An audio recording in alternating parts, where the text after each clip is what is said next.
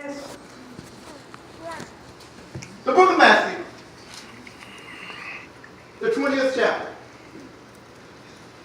starting at the 20th verse. And it reads, Then came to him the mother of Zebedee, children, with her sons, worshiping, and desiring a certain thing of him.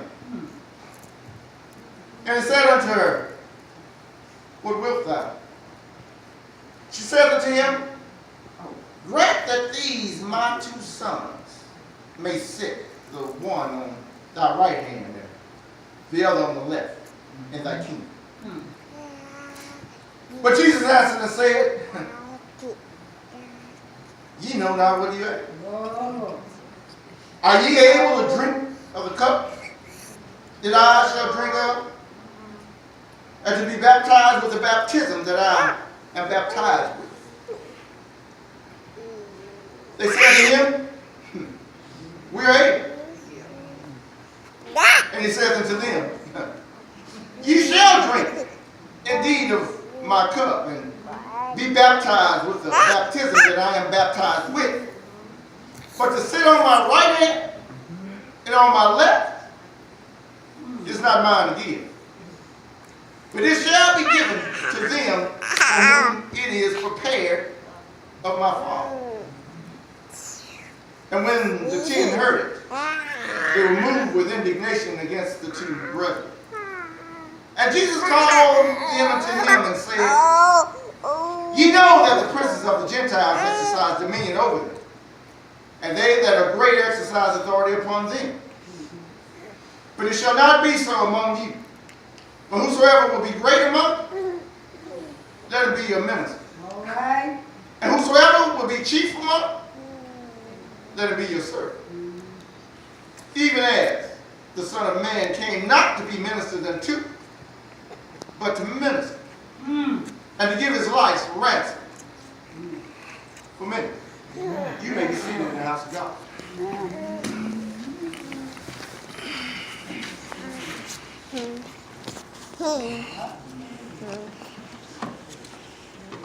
Many times, y'all, I reference this passage of scripture because if you have reference Bible, you have many captions on this particular scripture. If anything, is the caption will read the mother to the disciples. Request or something to that effect.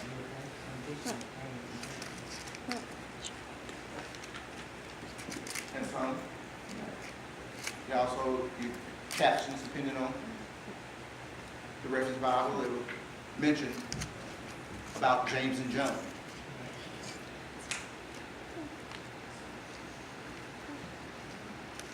The story,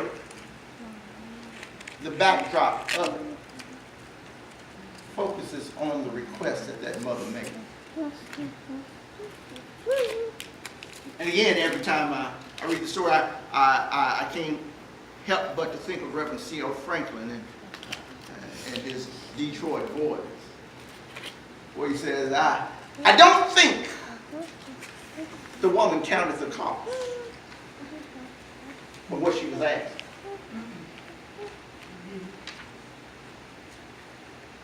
Don't know if the two boys put her up to it. Don't know if she concocted it herself. But one thing that is shared in Christendom that all theologians will come to agree is that she did not count the cost. She didn't know what she was asking for. She didn't know what this thing that Jesus was doing entailed. And what it is a thought, a microcosm of what a lot of people desire, particularly here in this nation when everything is pointed toward independence. You do it yourself. You can do it. You can pull yourself up by the bootstraps. You can, well, that's a misnomer.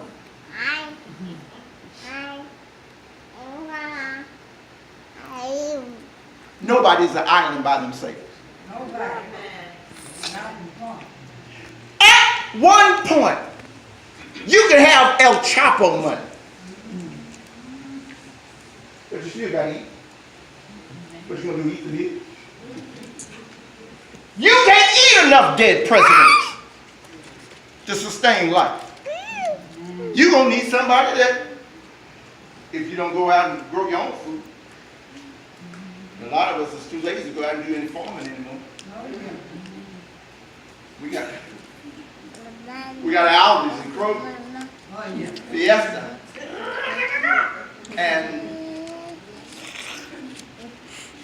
Wally World. That's Walmart. Nobody is an island by themselves. Nobody.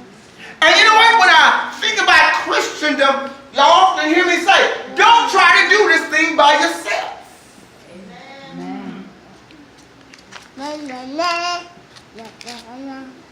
A girl didn't know what she was asking for.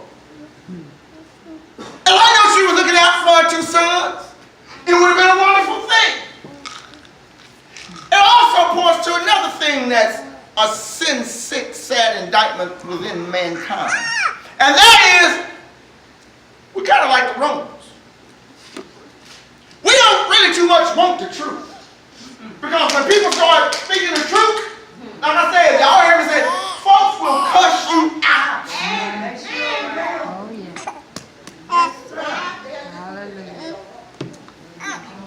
They begin to want to tell you about yourself.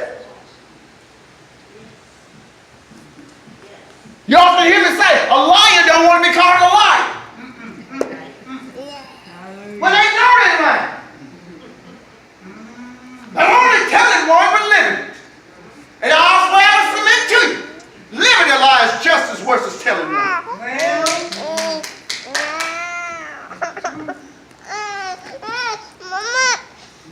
The request in itself to even ask of, especially when you know you're not in a position to perform it, or when you know you do not deserve it, and or you have not the experience to perform it. My Lord. In other words, can I put it like this? You want something that you can't do. You want it given. You don't want to have to work for it. Such, in Jesus' fashion, hello apologetics, asking a question with a question.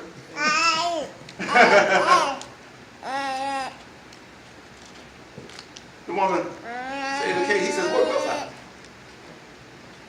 I want you to grant that my two sons, one to sit on the left and one on the right. So Sarah Franklin said, I'm pretty sure Jesus saw the concern on that woman's face. I'm pretty sure he saw sincerity registered there. But by his response is he also knows that that mother did not count the cost. Because he in turn says, have your sons drunk of the cup that I must drink of? No. Have they been baptized with the baptism that I've been baptized with? He turned around and asked them, and they turned around and said, you know what? We're able. No, you're not. He knew right then and there, they were not prepared to go through what they would later go through. Well. Spirit is willing, but the flesh is weak. Flesh.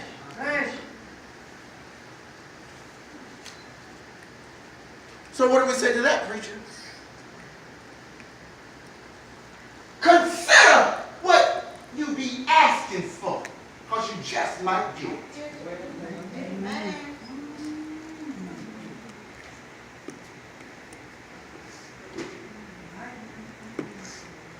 I don't know who got the wild idea that pastoralship is glamorous. Somebody came down to the 75216. I think they'd be looking at the mega churches and the television and the... Let me help you out, babies. That's not everyday life.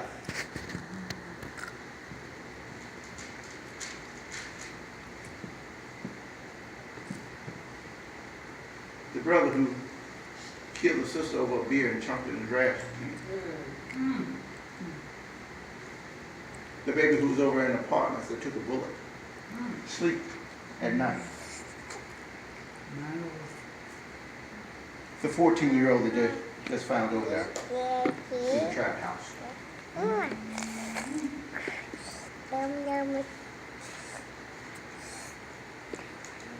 Brandon, who I spoke with the other day, was trying to tell me he's just got out of jail a few weeks ago and trying to shake K2 and sleeping on the streets outside of the bridge. The bridge is a homeless shelter.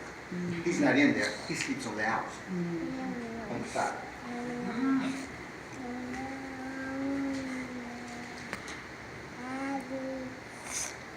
Jesus looked at them, that mother. You don't know what you asked for. Here's a good one. I never tell people the lie that when they come to Christ, and I don't even suggest that once you accept Jesus, that's Romans 10:9 requires, if thou confess with thy mouth the Lord Jesus, and believe in thine heart that God raised him from the dead, thou shalt be saved. For with the heart one believeth unto righteousness, and with this mouth right here, confession is made unto salvation. And whosoever call upon the name of the Lord shall be saved. That is no carte blanche. But guess what? Once you do that and you accept the infilling of the Holy Ghost, everything is going to be peaches and cream. Sometimes it gets worse before it gets better. When I tell them and I bring it off to them, Mother Massington, and I want them to understand in that this thing may not get easy.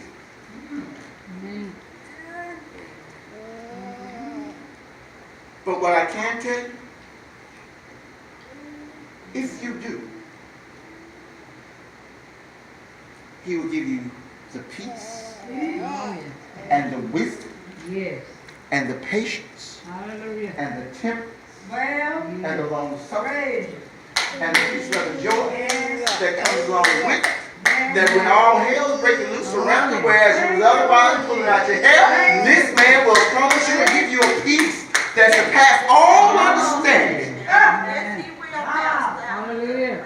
Yes, he will. Oh, yeah. Yes. You looked at their mother and said, I don't know what you don't know what you're asking for.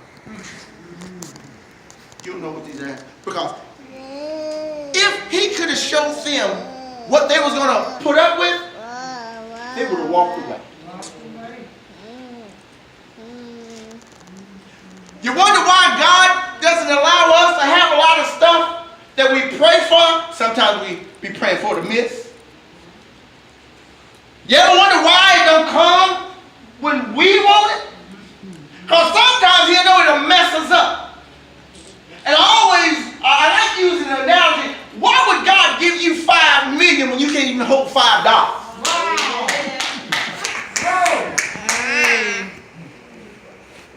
It doesn't even pass the smell test.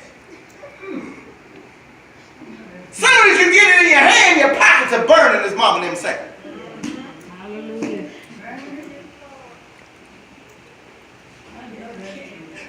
You have a job, steady job, and you won't even pay your bills.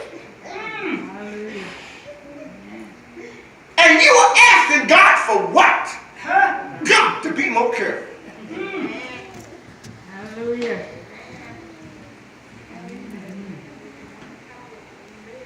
Yeah, I said, Mother, what you want?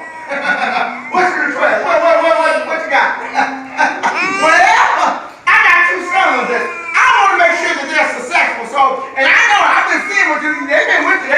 They saw you, doing all this stuff and putting hands and spitting on the ground and putting stuff in folks' eyes. They're seeing and they're walking up straight. I know about the brother that was in the midst of tombs that had all them demons and how you cast them out and they went into the To the pig, and you know, hey, anybody that's like that, hey, it's all right with this, brother. So, Hallelujah. give me this one solid, brother Jesus.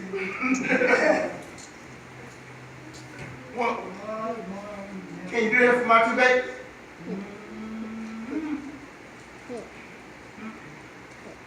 I don't think you would give up your two babies to be beaten, unrecognizable like I'm going to give you. You don't know what you're asking for. The last time I read, I don't think the scriptures prophesied that your two sons was going to be the savior of the world. No. I don't think when the psalmist was writing that the stone that the builders rejected will now be the chief cornerstone, I don't think he was talking about them. No.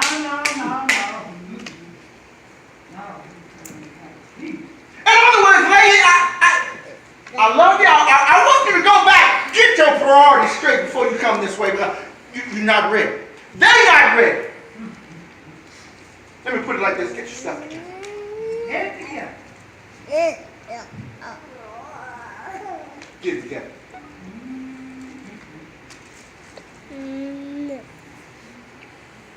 Get it together.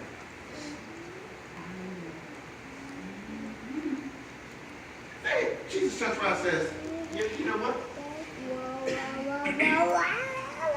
He says, you will, or they will. If you go to that 23rd verse, he says to them, ye shall drink indeed of my cup and be baptized with the baptism that I am baptized with. In other words, there is going to come a time, but you ain't ready right now. Not that now. Oh, you hang with me. There is going to come a time that you're going to have, you're going to get knocked in the head, but no, you ain't able to handle a rock to the temple.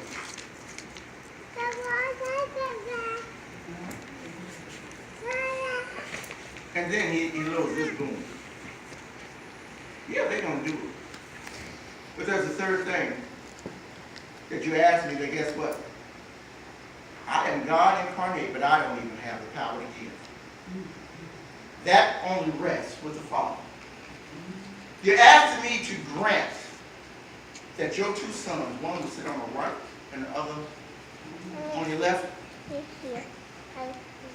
You're asking me something to do that is above my pay grade. We need to consider what we're asking for. And I say that because before we open our mouth, we need to go down memory lane.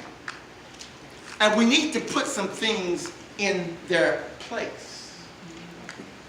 And when we make the request, if we're not equipped at the time that we make the request, then we need to make it up in our minds that we're going to get equipped. Because if you make it a request to do something for my Lord and Savior, God don't put nobody in a position or ask them to do anything for which he is not going to equip them to do. So quit looking at folks that are in positions that they have equipped themselves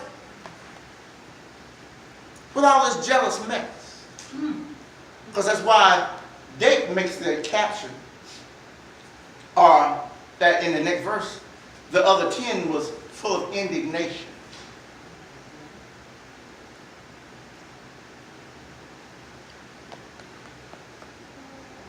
Which brings to another point. The request that the mother made, it has an ulterior motive behind it.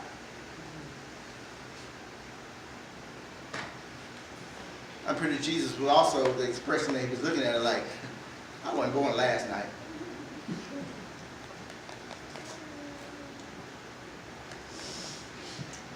I like telling folks that I wasn't born last night.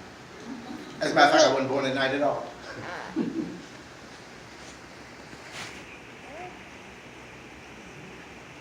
consider.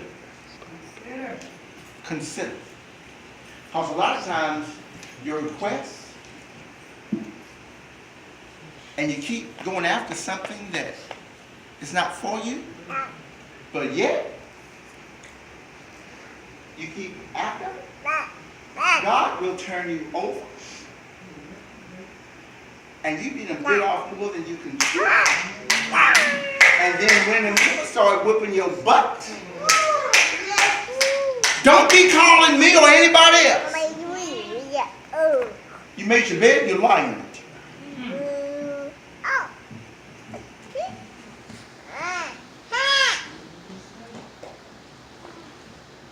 And then once your butt start getting, don't be pointing fingers, getting mad at somebody else because when you ask them to get you out and they say no.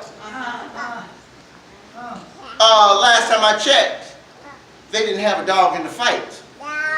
It was you and all of you. Doesn't mean they don't love you any less. But they got sense enough to recognize that, baby, you dance. The piper wants his money. You pay. All right.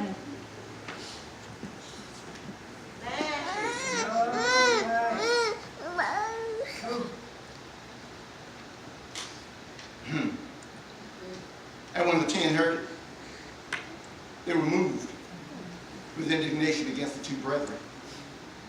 But Jesus called them unto him and said, Ye know that the princes of the Gentiles exercise dominion over them, and they that are great exercise authority upon them.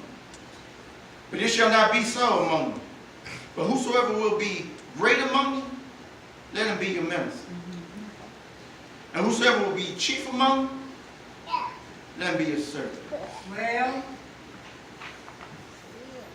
That thought right there kind of really hits home because I said that there was an ulterior motive behind that.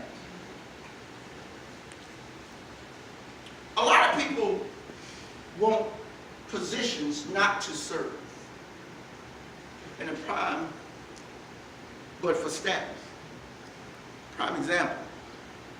I often tell you when we was in the military, we take an oath to protect and defend the Constitution of the United States against all enemies, both foreign and domestic, and to obey the orders of the President of the United States and those appointed over. Not only are we subject to civil law, the U.S. codes, we're also subject to the Uniform Code of Military Justice. To us, which is first. Unlike civil, you're innocent to proven guilty. In the atmosphere where we are, where even perception is reality, we are guilty until proven innocent. That means we have to conduct ourselves even outside of a base. We still subject. And even though I'm retired, any time that I go on a military installation, I am still subject to the Uniform Code of Military Justice. But when I took that oath, I understood the height, the depth, the width, and the breadth of that oath. Because when you take that oath, that means you're a public servant. We don't desire status. We serve. yes. When you're called to the ministry and are to work in the house of the Lord, it's not for no glory. You are a servant. Servant. You may have to be out on the strip in a cut where I was the other night.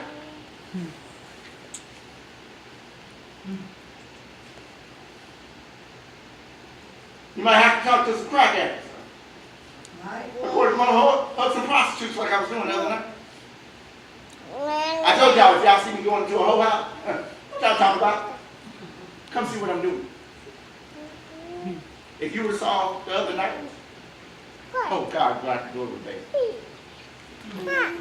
So much so, I think I told y'all, one of the young ladies made a statement that I'll remember for the rest of my life.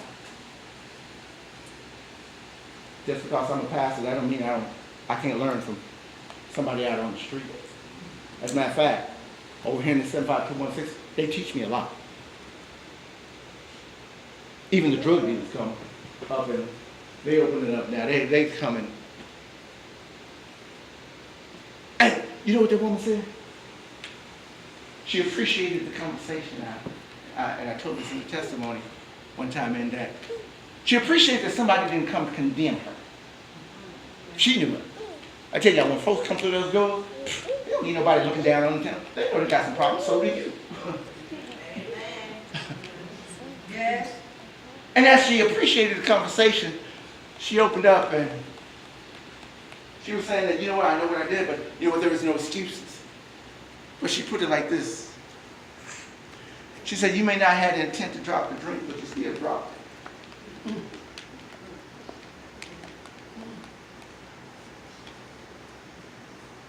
You may not have intended to drop the drink, but you still dropped it. In other words, you know what? Even in your best intentions, you fail. But guess what? If you fail, get back up. Amen. Get back up. Get back to you. He said, that's for you all. He says, y'all ain't gonna. He said, that's not for you. But if you want to do something for me, and your concept gonna be great, you're gonna minister. You're gonna be put up here. You're gonna be down there because I'm sending you out there for him. And then if you call yourself the chief, you ain't for no glory. You're gonna have to do like me and my wife used to do here. You're gonna have to clean some toilets. You're gonna get out there and you'll mow the yard, cut some hedges, and you'll till the ground. Yeah. To the point you'll get calluses on your hands. But when you do it, you ain't complaining. You're doing it for the glory of God. You have to get up sometimes in the wee hours of the morning, the 3 o'clocks in the morning, because somebody's calling.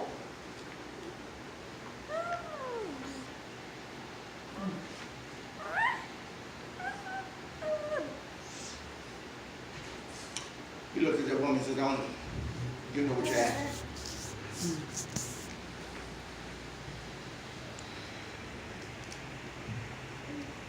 What are y'all asking for now? Why did y'all choose this way of life? All right about now, if you have not chosen,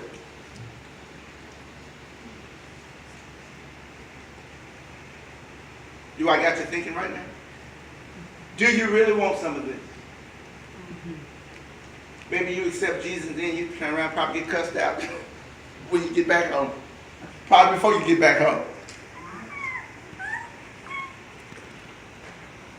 Satan is going to come after us. Except when he'll come after every tenfold. You better know without a shadow of a doubt what your relationship is with Jesus.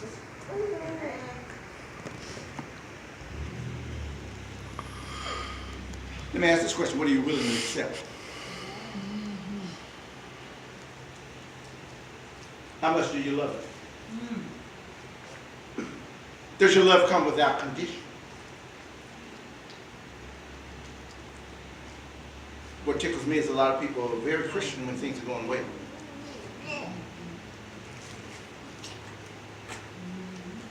What happens when all hell breaks loose? How Christian are you then?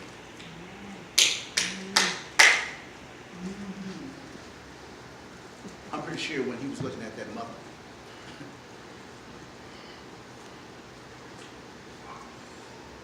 after all, he knew when he was in the Garden of Gethsemane, and the folks was coming, they all cut out. All of them showed they had a little bit of jackrabbit in their DNA. Peter was right there in the court and started cussing in the line.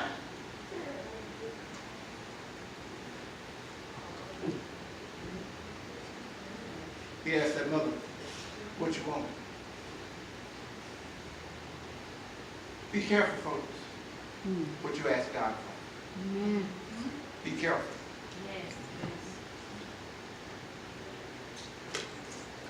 Answer the question, what do you want from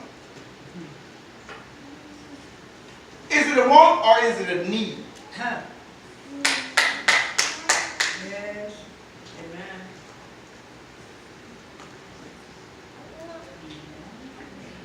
I'll say this, and I'm opening up the doors. I was talking to a young lady, talking about relationship. And I told her, you want to make sure that whoever you choose,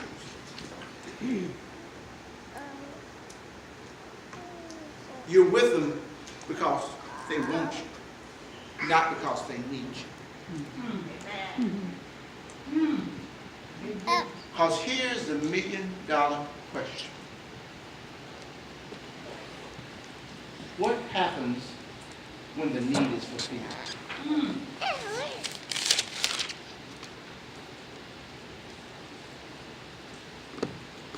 Why do you want God? Do you want Him because you need it? Or is it because it is in your heart of hearts that you recognize that He is the Son of God and He is who He said He is in those 66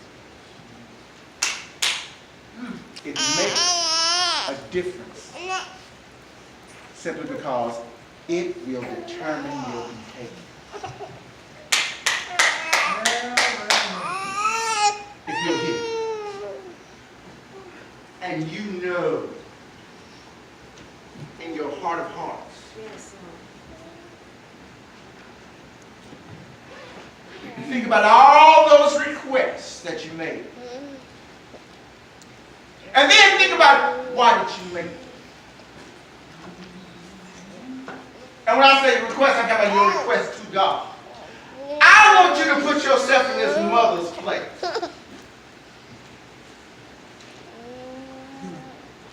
Answer this, why do you want it? Maybe you want a sugar daddy. Because that's the way a lot of us treat him. Because as soon as he fulfills their request, guess what? We're going horn after something else. Why do you want it?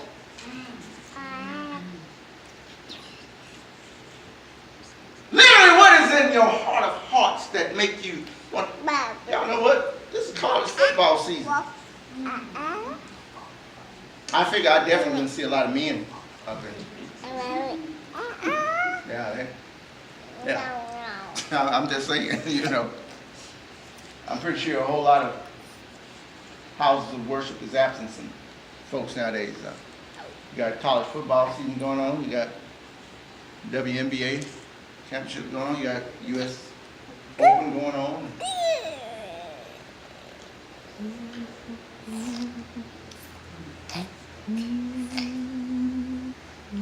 What do you want from my God right now?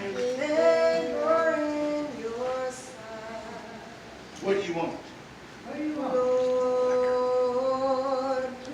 What do you want? You know what I often say? You know what? Heaven has given us a lot of things when we, in the prayers that I said is that every day that we wake up to a day of brand new mercies. Heaven has given us houses. Heaven has given us cars to drive. Heaven has given us clothes on our backs. Heaven has given us food to eat. Heaven has given us relationships with friends. And you know what is mind-boggling is a lot of times we reject that. So I have to reason that if we don't want what heaven has given us and what heaven has to offer, then a very intelligent question, Mother Daniels, has to be, what in hell literally do we want?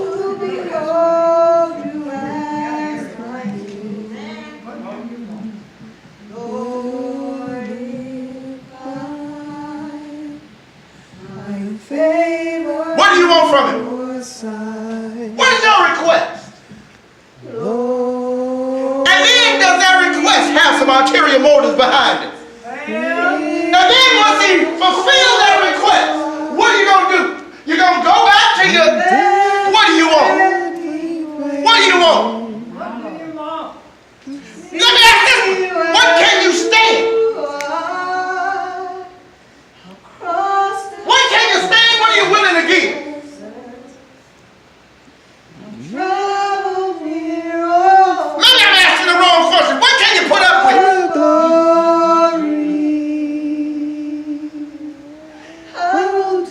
Inquiring minds want to know. Just to see. Somebody's going to have to answer that question one day, folks. Because one day, y'all hear this say, one day that man's going to call and you're going to have to answer. And we're going to have to give up the call. And we're going to have to give it to the count. How many times you got to hear? One day. As the old niggas say, we're going to have to stand up in the books and Bibles. And stick to sworn in the sands of time and study war no more. My King, anywhere you are, What do you want? anywhere you are, What do you want? What do you want? anywhere you are. You need him to do this one more sound year. We were talking, teaching in Sunday school, you know what? There's times when the God, if you just do this one more thing, I swear I never. Peace is where you Next weekend, we was in the same place. wanna be where you are. What do you want? What do you want? For your glory, I will do The mother didn't understand. She didn't consider. just to see. She didn't count the cost. Church, To behold you count up the cost. Count it. wanna be where you are. Father, in the name of Jesus. God, we heard your word. We heard the cow, we heard the demand. God, I pray. Hallelujah. God, I pray that they understand the sincerity and the urgency of this thing. I understand. I pray, God, that they hear your voice. I pray, God, that they hear the call. God, but more so, I pray that they answer the call. God, there is an eternal call that says one day the dead in Christ is going to rise first. And those who are alive, we're going to be caught up and we're going to be changed in the twinkling of an eye. We're going to change. We're going to pull off mortality and put on immortality. God, I pray that we be in that number right now in the name of Jesus.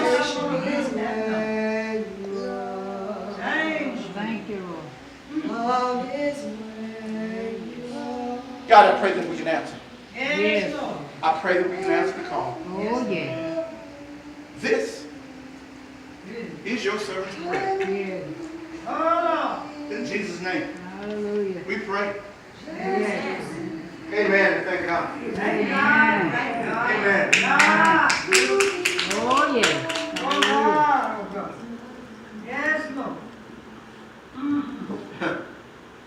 Let us prepare.